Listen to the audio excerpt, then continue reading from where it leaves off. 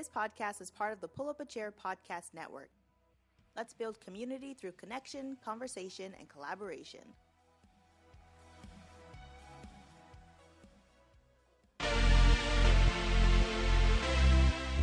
This podcast is sponsored by Lever Consulting, editing with a purpose. Check them out at leverconsulting.com for a free consultation.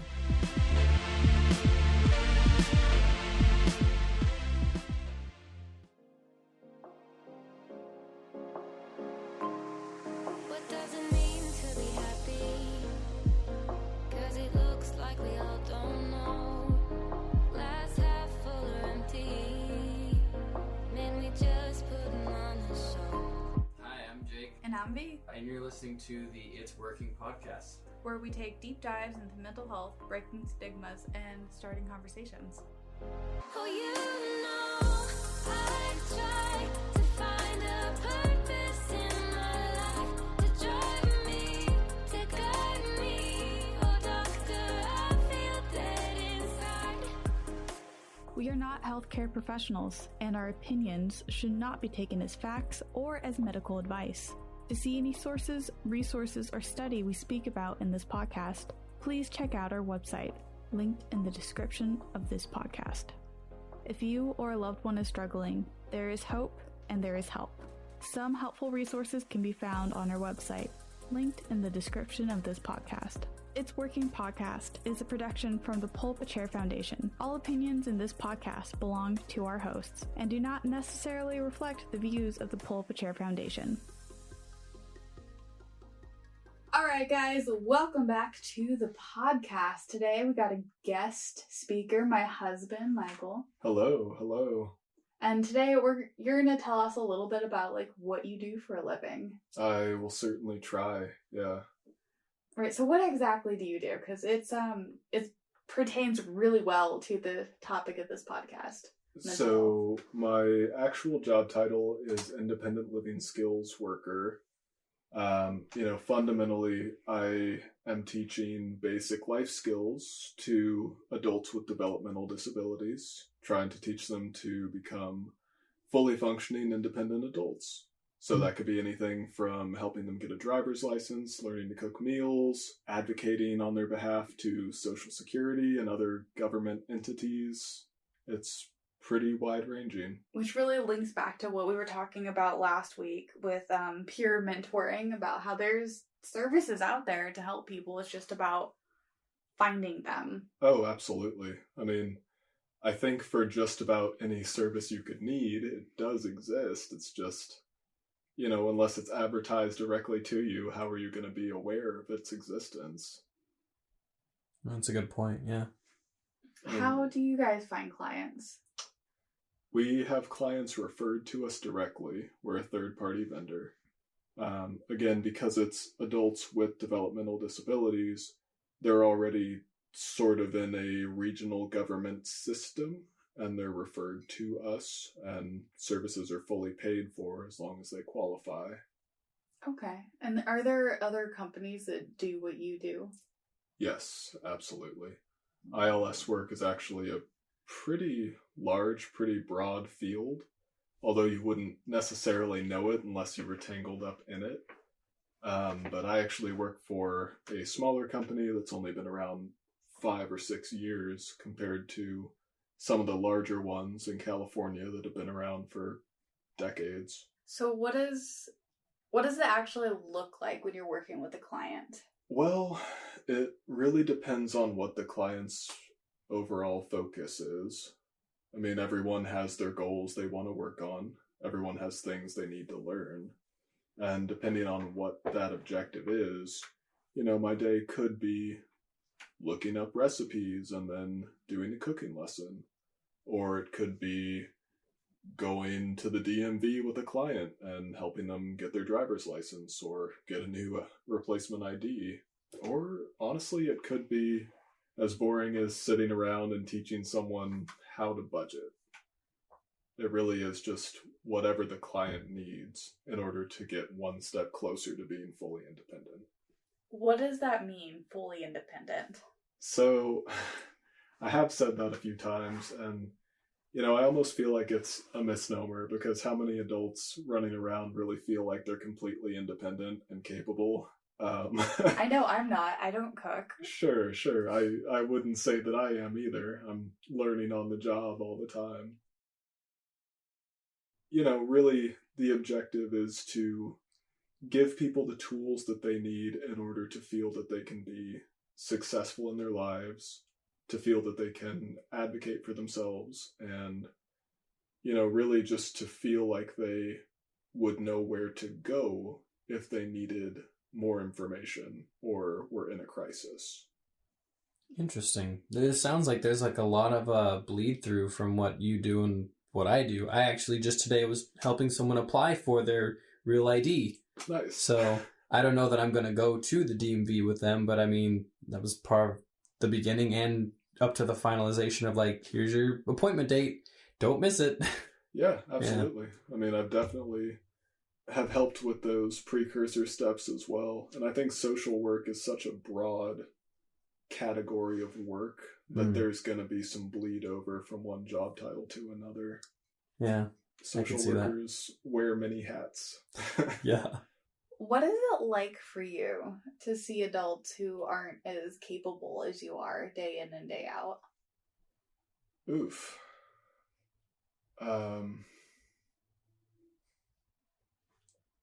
It's a hard one. That is a hard one. Sorry. I mean, I have mixed emotions about it. In some ways, it's humbling just because, so many of the skills I take for granted that I possess, not everyone does. Whether it's being able to advocate for myself or whether it's just knowing that I can hop online and find whatever I need to with a Google search. That's definitely a big thing. I think really it just sort of forces you out of your comfort zone. And I think for the most part, that's a good thing. It forces you to shift your perspective a bit. It necessitates that you're more patient than you might otherwise be. I think overall it's a very positive experience, even though it can occasionally have its frustrations. So, by and large, rewarding, but rather humbling. Absolutely. And, it's sort of a sad reality. Social work is one of those fields where the more difficult clients that are available are also some of the ones that, not only do they slip through the cracks, but also as a social worker, you tend to get paid less for working with those clients. And they probably need you the most. Exactly. Yeah. Exactly. What sort of clients do you work with? Right now, we have the age gap between, I think it's 14 to 24. The individual that I was working with just earlier today, I think was around like early 20s, homeless youth, I think. Mm-hmm. And so they had just like pieces of paper with all like their most vital information written down in a Ziploc bag in their pocket. Oof. So I've been working with him since Friday, trying to get this appointment set up, but we ran into a bit of a snag with like Social Security. Yeah, because he didn't know his Social Security number. Oof. And yes. we were really struggling to find anyone that could find it. Yeah. But he came in today and was like, I got it. So I'm hoping it's the right one. I hope so. Because that's what we used to set up the appointment with. And, come the following week, he should be meeting with someone and getting a real ID. So that was, and this was the first instance I've ever done this. Yeah. Sort of like tossed to the wolves a little bit. But, I mean, the person over me was, of course, there physically in the building, like, if ever I had a question. But for the most part, it was, there's really no good way to learn this aside from just doing it. So Here you go. Here's your first case. I was like, oh boy, that came a lot faster than I was expecting. Well, now you know for next time. Now I know for next time. Have the foundation for the next time you need to get a real ID for someone. Basically, yeah. I mean, he was right, of course. Like, doing it was the best way to learn, but just sort of being tossed in there like that was terrifying. That would be stressful. Yeah. Ultimately, though, a good learning experience, I'd say. How do you know what your client needs from you? Well, what our client needs kind of fluctuates from month to month. When we first take a new client on, there's sort of an initial assessment, and we identify some of the goals that they might want to work on in that journey towards independence. But realistically, we're there working for the client. We're there to help them with whatever their specific goal is. So month to month, it could change. They decide that they no longer want to work on some goals that they previously did, and they find some new thing that speaks to them and becomes their top priority. Okay. How often, or I guess a better way of phrasing this is, do you expect many of your clients to actually become that magical independent? That's tough. Again, I need to preface it by asking how many adults walking around are really fully independent in the first place. That's a fair point. Yeah. But Call me out. It is our ultimate goal. I do think that it's a possibility for some clients. I think it would be more difficult for some other clients that we have who work with our agency. I think that really trying to pursue that is the goal in and of itself more than reaching full independence. It's just about helping them take those incremental steps towards that point. Okay. It's about the journey to get there. It's about the journey more than the destination. That makes sense. Because any skill that we do successfully teach a client, that's something that can permanently enrich their lives. So it's sort of a perspective shift that you need to take, rather than being frustrated that this person is not a completely independent, fully functioning adult. It's much more helpful to say, here's this client who couldn't ride the bus before and had no other means of transportation, and now he knows how to ride the bus and can get around the city where he needs to go. Which could open up potentially job opportunities. That's social huge, opportunities. Yeah. Job opportunities will let him grocery shop much more easily. Mm-hmm. Can get him socialize, meet friends places. Yeah. Exactly. Every single skill that we teach, can potentially ripple and a far-reaching impact. Well, will you say, like, the biggest things that you see yourself teaching client after client? I would say definitely some of the recurring themes are money management. Oh, God. Budgeting, building credit, even just the basics of saving. Those are all things that we come to pretty regularly. Cooking is not entirely universal, not as universal as I think it should be, but I do like to make sure that each of my clients can at least make 1 or 2 dishes for themselves. Also, as much as I can cook. Exactly. A bare minimum where they could provide for themselves if they had to, without buying all of their meals. But I think really the biggest skill that I've worked on with most of my clients is just general self-advocacy. It's working on social skills, teaching people how to speak up for themselves without stepping on toes, overcoming social anxiety, working on their confidence. It's a lot, but it's a really good foundation. And those are things that you really don't see taught in schools, like parents and guardians and all that are expected to give. Oh, absolutely. That's one of those, I don't want to say fringe benefits, but it's one of the unspoken benefits of attending school or being in a school system. You're taught things in a classroom, but realistically, a huge part of school is socializing with peers, learning to form connections effectively. Yeah. That's not something that's officially taught, but it's something that's absolutely vital for being a functioning adult. How would you say it's maybe easier or more difficult for adults with developmental disabilities? it's hard to identify ways that things are easier. Even if there are accommodations in place, although they can make things easier day to day, obviously the accommodations are there because the individual needs accommodating in the first place. So I can't even call that an advantage so much as helping level the playing field. Yeah. I do think that it is mostly difficulties as far as things that adults with developmental disabilities face on a day-to-day basis. It's not understanding instructions in the workplace. It's being misunderstood when you're trying to communicate. It's having difficulty just going about your daily life or being looked at strangely. Is there even a thing that most of your clients suffer from? Yeah, most of my clients are on the autism spectrum. That's one of the more common factors.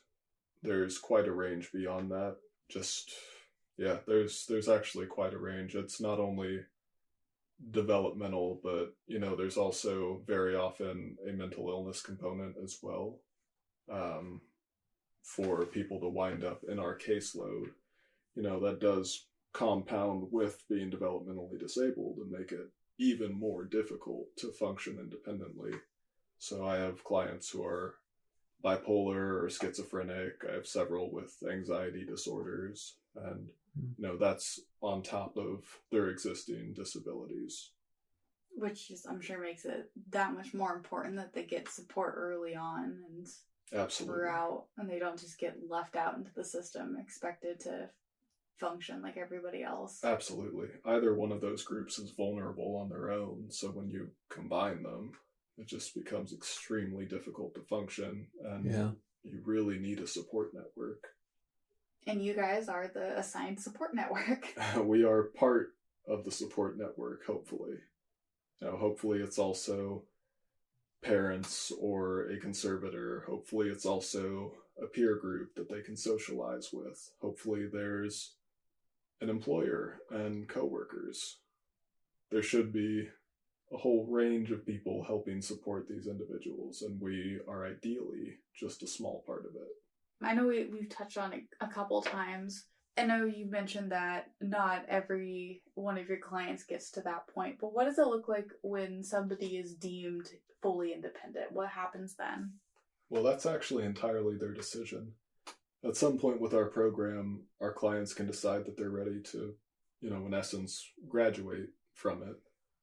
And that doesn't mean that they're a perfect human being who can do absolutely everything.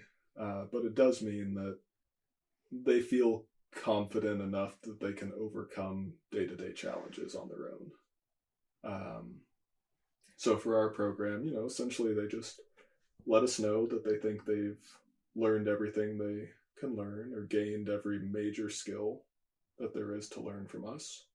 And they're ready to just take things on their own.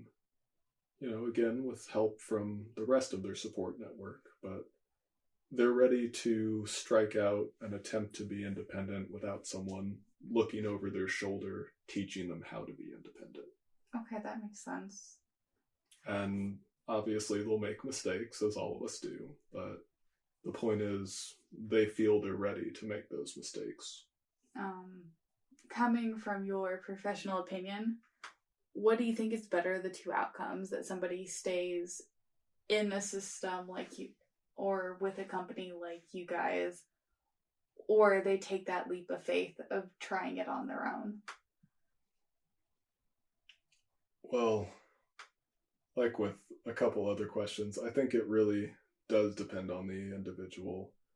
I think that the dream is that every client can reach that point of full independence, but realistically, some of them would struggle to do so, just because clients are at varying points on the spectrum as far as, their autism symptoms and as far as how developed they are. And if they have any other mental illness struggles. Exactly. Or anything like that. Even though that's the absolute best outcome that we would like to shoot for with everyone, it's not always realistic. And I think for the people who can't make that transition fully, it really is helpful to just have people there with them. You know, even if they're not able to fully learn every skill that's presented to them, they can have someone there to actually assist them with those things. So I do think that it's important to make a distinction between individuals who are capable of reaching that point and individuals who really would benefit from continued support and would struggle to reach independence on their own. That makes sense. Yeah, that's a good point. Okay. What do you think is the biggest takeaway from a job like yours? Oh, the fear in your face is palpable. boy. I keep doing What that. a broad question. Yeah, you keep asking really open-ended questions. How about this? I do have a question. Is there a case that you worked that you were like particularly that you found like extra rewarding? One that stands out above like the rest? Like, what did you teach? How did you see that to fruition? Give you an opportunity to think about the other question while answering mine. I don't mean to be butt with my questions. It just happens. I think there are definitely individual goals that I'm very proud of reaching with several of my clients. You know, even beyond going and looking at one particular individual only. You know, I am super proud that I've been able to help clients land jobs. That's huge. That is huge, yeah. I helped a client transition to his first place that he's renting. Wow. That's also, you know, that's great. It's fantastic. I love being able to help with huge things like that. Mm-hmm. Mostly I do smaller day-to-day things, but it's always just a very cool and rewarding experience to be able to assist someone in a massive change in their life. Oh, yeah. For sure. No, I believe it. It's always like the ones where it's like I think that's one of the things that I enjoy about peer work is like seeing where someone started when they first came to you, and then also like checking in like a while back or a while off, seeing where they're at now. Yeah. We've got a few of those at the Sacramento Youth Center, actually, where like I've invested a couple years into them, and like they are completely different students from when I first encountered them to like now. Nice. Like night and day. You would have never known, but watching that process is cool. It's just important to have someone there who cares and who is supportive. That's so true. Yeah. What was your question? I remember it was broad and difficult. What do you think is the most important, like, point in a job like yours? The most important thing about it? Like the most important impact that it has, or the biggest skill that you need? The biggest impact. Okay. You might have already touched on it. Yeah, actually, I would say so. I would say, you know, the most important thing that we provide, well, there are a couple things.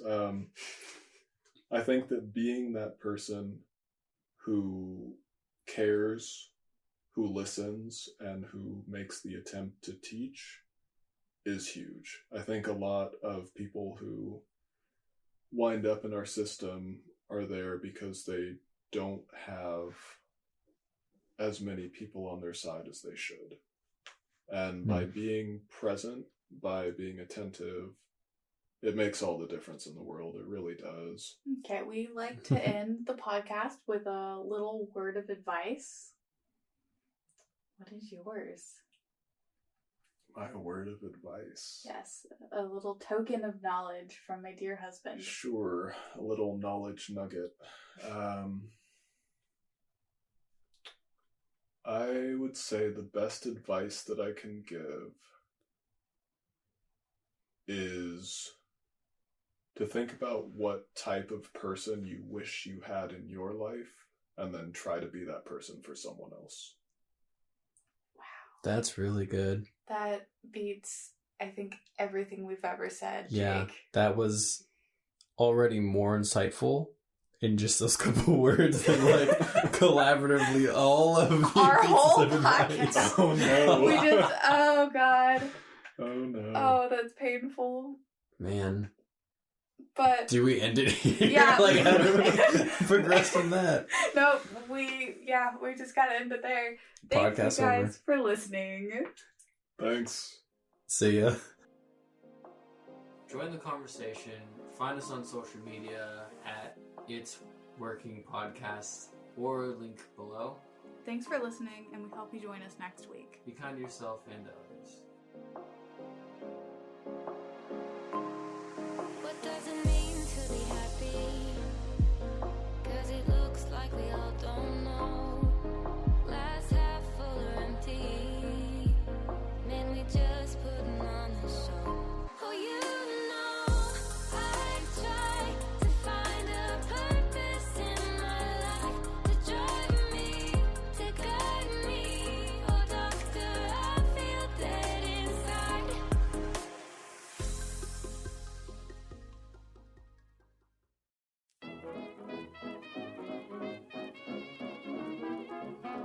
Hello, I am Patrick, I'm Andrew. And I'm Christian. And I'm Allie. and we are Rad Theater, a podcast where a bunch of friends play role-playing games and share a single brain cell, and the GM doesn't always have it. Oh, and it's theater spelled the correct way, Theatre.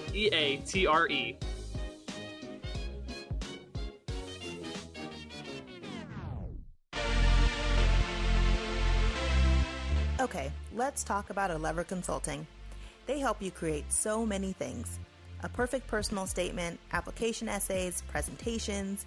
They help create writings that truly represent you. They've got writers, editors, and even researchers. Lever Consulting can make all your stuff easy to read, understandable, and enjoyable. They truly take editing to the next level. Not only do they have flexible rates, they also offer assistance with college applications and job seeking. Check them out at leverconsulting.com and get a free consultation.